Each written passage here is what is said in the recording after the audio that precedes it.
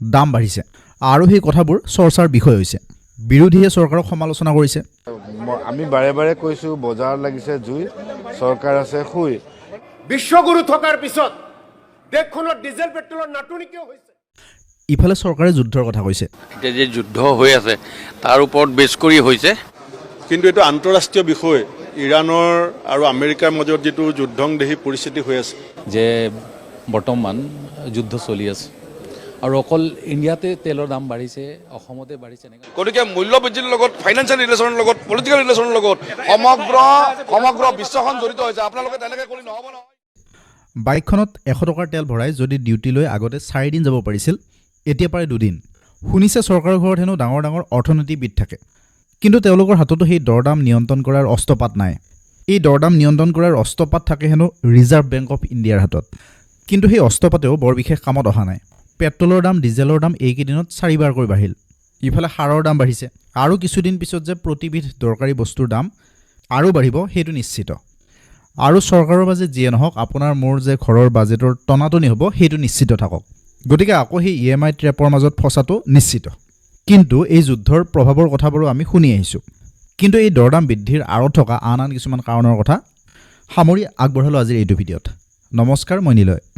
ভাৰতৰ বাবে এতিয়া সমস্যা দুটা। প্ৰথমটো হ'ল, যিহেতু ডলাৰ দি তেল কিনিব লাগে, ইৰাণ USA যুদ্ধৰ বাবে যিহেতু আন্তঃৰাষ্ট্ৰীয় বজাৰত কেঁচা তেলৰ দাম বাঢ়িল, আমাৰ দেশৰ খৰচ বাঢ়িছে, অৰ্থাৎ আমাৰ ডলাৰ বেছি খৰচ হৈছে। অৰ্থাৎ আগতে যিমানখিনি তেল আনিছিল সেইখিনি তেল আনিবৰ বাবে বৰ্তমান বেছি ডলাৰ দিব লগা হৈছে। আনটো হ'ল, আমাৰ টকাৰ মূল্য কমিছে। আগতে 80 টকামান দিলেই $1 পোৱা হৈছিল, এতিয়া $1 পাবলৈ 96 টকা দিব লাগে, যি ডলাৰ আকৌ আমি তেল ইম্পৰ্ট কৰোঁতে তাৰ বিল দিব লাগে। আৰু এতিয়া এই দুয়োটা সমস্যা একেলগে হৈছে। আন্তঃৰাষ্ট্ৰীয় বজাৰখন যদি চাওঁ, প্ৰতি বেৰেলত তেলৰ দাম আছিল 2023ত $83, 2024ত হ'ল $85, 2025ত $85 আৰু 2026ত হ'ল $105। মানে দাম বাঢ়িছে। আমাৰ দেশত যিমানখিনি তেল লাগে তাৰ প্ৰায় 88% তেল বাহিৰৰ পৰা অনা হয়। আৰু আমাৰ দেশত যি তেল বিক্ৰী কৰা হয় তাৰ ওপৰত চৰকাৰে GST নলগায়, অৰ্থাৎ গুড এণ্ড ছাৰ্ভিচ টেক্স নলগায়। কিন্তু ইয়াত দুই প্ৰকাৰৰ টেক্স লগোৱা হয়। এটা কেন্দ্ৰীয় চৰকাৰে লগায়, সেইটো হ'ল এক্সাইজ ডিউটি, আৰু এটা ৰাজ্য চৰকাৰে লগায়, সেইটো হ'ল ভেট, মানে ভেলু এডেড টেক্স। মানে অকণমান সহজকৈ বুজাই দিবলৈ চেষ্টা কৰিছোঁ। চাওক, ধৰক সেই কেঁচা তেল বাহিৰৰ পৰা কিনি আনোতে পৰিল প্ৰতি লিটাৰত 40 টকা। তাৰপিছত সেই তেল ৰিফাইন কৰোঁতে খৰচ হ'ল, ট্ৰেন্সপৰ্টেশ্যনত খৰচ হ'ল, আৰু তেল কোম্পানীও অকণমান লাভ ল'লে। এই সকলোবোৰ মিলি যেনিবা প্ৰতি লিটাৰত আৰু 10 টকা খৰচ হ'ল। তাৰপিছত ধৰি লওক কেন্দ্ৰীয় চৰকাৰে টেক্স লগালে, অৰ্থাৎ এক্সাইজ ডিউটি লগালে 20 টকা।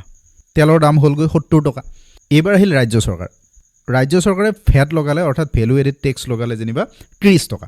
ইয়াৰ লগত যোগ হ'ব ডিলাৰৰ কমিশ্যন, অৰ্থাৎ পেট্ৰল পাম্পৰ লাভ। এই আটাইবোৰ যোগ কৰি যিমান টকা হ'ব সেই টকা আমি দিব লাগিব প্ৰতি লিটাৰ পেট্ৰল কিনিবলৈ যাওঁতে। যদি ৱেবছাইটত খুচৰি চাওঁ, ইয়াৰ অৰিজিনেল হিচাপটো ওলাই পৰে। সেই ডাটা মতে প্ৰতি লিটাৰ পেট্ৰলৰ বাবে কেন্দ্ৰীয় চৰকাৰে এক্সাইজ ডিউটি লয় প্ৰায় 11 টকা, আৰু ডিজেলৰ বাবে লয় 7 টকা। ইফালে অসম চৰকাৰৰ ডাটা যদি চাওঁ, তাত পাওঁ যে অসম চৰকাৰে পেট্ৰলত লয় প্ৰায় 24% ভেট, মানে বৰ্তমান প্ৰায় 18 টকা, আৰু প্ৰতি লিটাৰ ডিজেলৰ নামত লয় প্ৰায় 22%, মানে ধৰক বৰ্তমান 14 টকা। কিন্তু এতিয়া হয়তো আপোনাৰ মনলৈ প্ৰশ্ন আহিব, চৰকাৰেতো সেই টেক্সৰ পৰিমাণ কমাই দিব পাৰে, কিন্তু তাতো সমস্যা আছে। চৰকাৰৰ আয়ৰ এটা মোটা অংশ আহে এই তেলৰ পৰা। যদি ডাটা চাওঁ, কেন্দ্ৰীয় চৰকাৰৰ টোটেল ৰেভিনিউৰ 8ৰ পৰা 10% আহে তেলৰ পৰা। আৰু ইফালে অসমলৈ যদি চাওঁ, চৰকাৰৰ আয়ৰ প্ৰায় 15ৰ পৰা 20% আহে এই তেলৰ পৰা।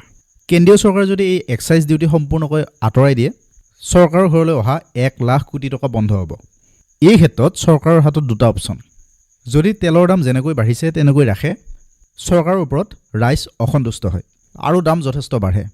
ইফালে যদি পেট্ৰল ডিজেলৰ ওপৰত টেক্স কমাই দিয়ে, সেই তেলৰ দাম যদিও তেতিয়া নাবাঢ়িব, কিন্তু চৰকাৰৰ বিত্তীয় ঘাটি হ'ব, অৰ্থাৎ ইকনমিক্সৰ ভাষাত ক'বলৈ গ'লে ফিস্কেল ডেফিচিট হ'ব। আৰু শেষত এই ঘাটি দেশৰ মানুহেই পূৰণ কৰিব লগা হয়, মানে বোজাটো শেষত গৈ মানুহৰ ওপৰতে পৰিব। ইফালে যদি সেই ঘাটি বেছি হয়, তেনেহ'লে ডেভেলপমেণ্টৰ কামবোৰ ৰৈ যাব, বিভিন্ন কনষ্ট্ৰাকশ্যনৰ কামবোৰ ৰৈ যাব। তাৰ ফলত দেশৰ অৰ্থনীতিৰ গ্ৰোথ শ্ল' হৈ যাব, আৰু দেশ এখন আগবাঢ়ি থাকিবলৈ এই ডেভেলপমেণ্টৰ কামবোৰ হৈ থকাটো খুব দৰকাৰ। এতিয়া চৰকাৰৰ হাতত থাকে কোনটো বাট তেওঁলোকে গ্ৰহণ কৰিব। এইবাৰ আহিছোঁ সাৰৰ দামলৈ। শুনি আহিছোঁ যে সাৰৰ দামো বাঢ়িল, যিটো কথা তেলতকৈও বিপদজনক। কাৰণ ভাৰতে প্ৰায় 27% সাৰ বিদেশৰ বজাৰৰ পৰা আনে আৰু ইফালে এই সাৰ তৈয়াৰ কৰিবলৈ লগা ৰ materials potash DAP urea NPK এইবোৰ বহু বেছি পৰিমাণে বিদেশৰ বজাৰৰ পৰা আনিব লগা হয় ৰাছিয়াৰ পৰা আনে সৌদি আৰবৰ পৰা আনে ওমান মৰক্কো চাইনাৰ পৰা আনে আমাৰ ভাৰতবৰ্ষৰ খেতি বহুত বেছি পৰিমাণে এই সাৰৰ ওপৰত নিৰ্ভৰ কৰে ইফালে ইউৰিয়া উৎপাদনৰ বাবে LPG লাগে বৰ্তমান সেই LPGৰ নাটনিৰ কথা আমি শুনি আহিছোঁ বিশেষকৈ মধ্য এছিয়াৰ দেশবোৰৰ পৰা অনা হয় সেই LPG এতিয়া সেই LPGৰ সাপ্লাই কমি গৈছে অৰ্থাৎ LPGৰ নাটনি হৈছে গতিকে সেই ইউৰিয়া উৎপাদনৰো খৰচ বাঢ়িছে এনেকৈ ইটো বস্তুৰ লগত হিটো বস্তুৰ কানেকশ্যন আছে ইফালে সাৰ যদি দামী হৈ গৈ থাকে তেনেহ'লে খেতি বাতিৰ খৰচ বাঢ়ি গৈ থাকে এতিয়া এনেকুৱাও কৰিব নোৱাৰে যে সাৰৰ দাম বাঢ়িছে গতিকে জৈৱিক সাৰৰ ব্যৱহাৰ আৰম্ভ কৰি দিয়ক কিন্তু যদি তেনেকুৱা কৰে হঠাৎ উৎপাদন কমি যাব মানে হঠাৎ কৰিব নোৱাৰে মানে উৎপাদন বহুত কমি যাব তাৰ ফলত খাদ্যৰ বাবে হাহাকাৰ হ'ব পাৰে যেটো শ্ৰীলংকাত হৈছিল এই সাৰৰ দাম বাঢ়িলে তাৰ প্ৰভাৱ সেই তেলৰ দৰে আজিয়ে নপৰে তাৰ প্ৰভাৱ পৰিব 2-3 মাহ পিছত খাদ্যশস্যৰ দাম বাঢ়িব বা উৎপাদন কমিব চাউল দাইল আলু পিয়াজৰ পৰা আৰম্ভ কৰি বিস্কুট কেক চিপছলৈ সকলোৰে খৰচ বাঢ়িব এনেকৈ এফালে বাঢ়িব ট্ৰেন্সপৰ্টেশ্যনৰ খৰচ এফালে বাঢ়িব উৎপাদনৰ খৰচ ইফালে যদি চাওঁ আমাৰ দেশৰ ভিতৰত যিখিনি বস্তু অনা নিয়া হয় তাৰ 70% ট্ৰাকৰ সহায়ত পঠিয়াই দিয়া হয় ট্ৰাকেৰে অনা হয় অৱশ্যে সেই বস্তু যদি ট্ৰেইনত অনা হয় তাৰ খৰচ যথেষ্ট পৰিমাণৰ কমি যায় কিন্তু এই সাৰ উৎপাদনৰ ক্ষেত্ৰত হোৱা খৰচ কমোৱাৰ আন ৰাস্তা নাথাকে ইফালে এই তেল আৰু সাৰ দুয়োটাৰ ক্ষেত্ৰত বহু বেছি পৰিমাণে আন দেশৰ ওপৰত নিৰ্ভৰ কৰিবলগীয়া হয় লাক্সাৰী বস্তুৰ দাম বাঢ়িলে আমাৰ ওপৰত বৰ বেছি প্ৰভাৱ নপৰে কিন্তু এই খাদ্য সামগ্ৰীৰ যদি দাম বৃদ্ধি হয় তেনেহ'লে দুখীয়া শ্ৰেণীৰ লোকৰ ওপৰত বৰ বেয়া প্ৰভাৱ পৰে 2025-26 চনৰ ডাটা যদি চাওঁ ভাৰতে 28 মিলিয়ন টন সাৰ ইম্পৰ্ট কৰিছে ভাবক 28 মিলিয়ন টন যাৰ দাম $14 বিলিয়ন ইফালে সাৰৰ বাবে চৰকাৰৰ বোজাও বাঢ়ে ইয়াৰ কাৰণ আছে কাৰণ সাৰৰ ওপৰত চৰকাৰে সাধাৰণতে এটা লিমিট লগাই দিয়ে যে প্ৰতি কেজি সাৰত এইখিনি টকাতকৈ বেছি দামত বিক্ৰী কৰিব নোৱাৰে কিন্তু যেতিয়া এনেকৈ সাৰ উৎপাদনৰ খৰচ বাঢ়ে চৰকাৰে সাবসিডি দিব লগা হয় ফলত চৰকাৰৰ খৰচ বাঢ়ে যদি চৰকাৰে সাবসিডি নিদিয়ে খেতিয়কসকল অসন্তুষ্টি হয় আৰু ইফালে শস্যৰ দামো বাঢ়ে ইফালে বৈদেশিক মুদ্ৰাৰ কথা অকণমান হুকিয়া কাৰণ এই বৈদেশিক মুদ্ৰাই সাইলেন্টলি কাম কৰে সেই যে কিছুদিন আগতে প্ৰধানমন্ত্ৰী মোদীয়ে ঘোষণা কৰিছিল সোণ নিকিনিবা বিদেশ ভ্ৰমণলৈ নাযাবা বৈদেশিক মুদ্ৰা বচোৱা আমাৰ দেশৰ ৰিজাৰ্ভ বেংক অফ ইণ্ডিয়াই ডলাৰ জমা ৰাখে আৰু সোণ জমা ৰাখে যাতে বাহিৰৰ পৰা ইম্পৰ্ট কৰি অনা বস্তুৰ বিল দিব পাৰে কাৰণ আন দেশক টকা দিলে নহয় ডলাৰ দিব লাগে আৰু RBIয়ে সেই বৈদেশিক মুদ্ৰা দেশৰ দাম বৃদ্ধি নিয়ন্ত্ৰণ কৰাৰ ক্ষেত্ৰতো ব্যৱহাৰ কৰে আমাৰ RBIৰ হাতত জমা থকা বৈদেশিক মুদ্ৰাৰ পৰিমাণ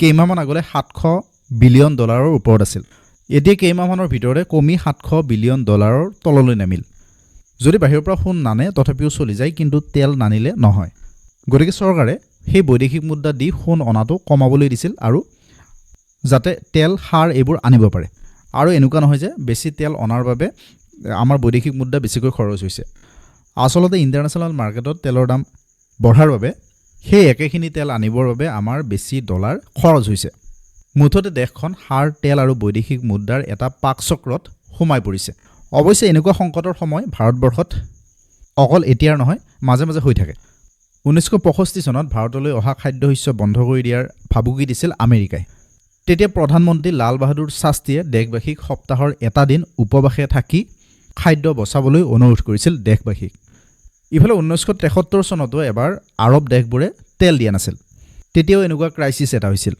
ইফালে 1979 চনৰ ইৰাণ যুদ্ধৰ সময়তো হৈছিল ইফালে 1991 চনৰ ইকনমিক ক্ৰাইচিছৰ কথা বহুতে জানে ভাৰতৰ হাতত মাত্ৰ কেইদিনমানৰ বৈদেশিক মুদ্ৰা জমা আছিল ইফালে 2013 চনতো ডলাৰৰ তুলনাত টকা দুৰ্বল হৈ গৈছিল বৈদেশিক মুদ্ৰা শেষ হ'বলৈ হৈছিল তেতিয়াও পি চিদাম্বৰমে দেশবাসীক সোণ কিনিবলৈ বন্ধ কৰাৰ কথা কৈছিল বৰ্তমান যদি বিশ্বত চাওঁ প্ৰায় 120খনমান দেশৰ ওপৰত সেই তেলৰ দাম বৃদ্ধিৰ প্ৰভাৱ পৰিছে ইউৰোপৰ দেশবোৰ সংকটত আছে ইফালে চাইনাখন হ'ল গোটেই বিশ্বৰ ফেক্টৰীৰ দৰে তাতো তেলৰ দাম বাঢ়িছে ফলত তেওঁলোকৰ ফেক্টৰীত উৎপাদন হোৱা বস্তুৰ খৰচ বাঢ়িছে তেওঁলোকে যেহেতু গোটেই বিশ্বত তেওঁলোকৰ বস্তু বিক্ৰী কৰে আৰু সেই বস্তুৰ দাম বাঢ়িব কিন্তু তেওঁলোকৰ বৈদেশিক নীতি অকণমান হুকিয়া যুদ্ধৰ সময়তো চাইনাই ইৰাণৰ পৰা তেল আনিছে ৰাছিয়াৰ পৰা তেল আনিছে ইফালে আমেৰিকাতো তেলৰ দাম বাঢ়িছে 8% আমেৰিকাত তেল যথেষ্ট পৰিমাণৰ উৎপাদন হয় তাত বেছি তেল উৎপাদন কৰি সেই দাম বেলেন্স কৰিছে ইফালে জাৰ্মানী ফ্ৰান্সত গেছৰ নাটনিৰ কথা প্ৰচাৰ হৈছে কিন্তু যুদ্ধৰ ফলতে হওক বা চৰকাৰৰ অৰ্থনৈতিক নীতিৰ দুৰ্বলতাৰ বাবে হওক